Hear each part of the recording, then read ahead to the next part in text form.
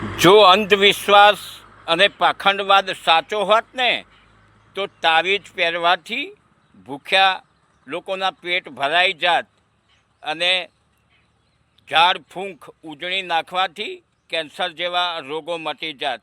જો અંધવિશ્વાસ અને પાખંડવાદ સાચો હોત તો. શબ્દોનો પણ પોતાનો એક સ્વાદ હોય છે.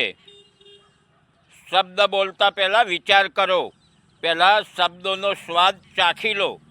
જો તમને સારો લાગે ને તો જ બોલજો, તમને સારો નહીં લાગે તો પછી સાંભળવાવાળાને સારો ક્યાંથી લાગશે.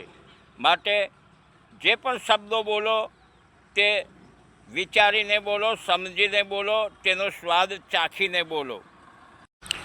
સમય માણસને મહાન નથી બનાવતો, પરંતુ સમયનો કરેલો સદુપયોગ માણસને મહાન બનાવે છે. એવા બ્રહ્મો રહેશો નહીં, આપ એવા બ્રહ્મો રહેશો નહીં કે જે ભાગ્યમાં લખેલું હશે ને એ જ થશે. પરંતુ એક વાત યાદ રાખો, તમે જેવું કરશો, જેવા કામ કરશો ને તેવું જ તમારું ભાગ્ય લખાશે. તમે ગમે તેટલા સારા શબ્દોનો ઉપયોગ કરો, ગમે તેટલું સારું બોલો, સામેવાળી વ્યક્તિ, જે સાંભળવાવાળી વ્યક્તિ છે તે તેની બુદ્ધિથી જ તેને સમજશે અને તેની રીતે સમજીને તમારા શબ્દોનો નિચોડ કાઢશે. ભલે તમે ગમે તેટલું સારું બોલ્યા હોય, પરંતુ તે તેની રીતે જ તેનો નિચોડ કાઢશે અને તે શબ્દો સમજશે. જેની શખ્સિયત સારી હશે, જેની માણસાઈ સારી હશે, જેના વિચારો સારા હશે, ત્યારે જ લોકો તેનામાં ખામીઓ શોધશે. નહીં તો તમે જોઈ શકો છો, ખરાબ માણસની સામે જુએ છે પણ કોણ? કોઈ નથી જોતું.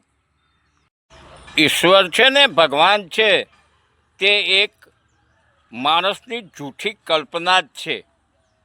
તે કલ્પનાથી જ, જૂઠી કલ્પનાથી જ માણસની અંદર ઊંચ નીચ અને આ બધી ધાર્મિક ગુલામી પેદા થઈ છે. ધર્મ જે છે, ધર્મને આમ જનતા, સામાન્ય જનતા જે છે તે સાચો માને છે. બુદ્ધિશાળી માણસો છે તે તેને ખોટો સમજે છે અને જે રાજકારણીયા છે ને, શાસકો, તે તેનો ઉપયોગ કરે છે, તેને ઉપયોગી સમજે છે, ઉપયોગી માને છે.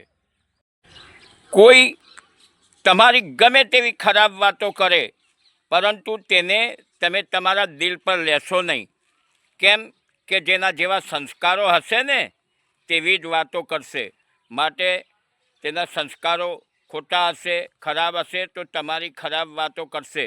માટે તમે તમારા દિલ પર કોઈની ખરાબ વાતોને તમારા દિલ પર લેશો નહીં.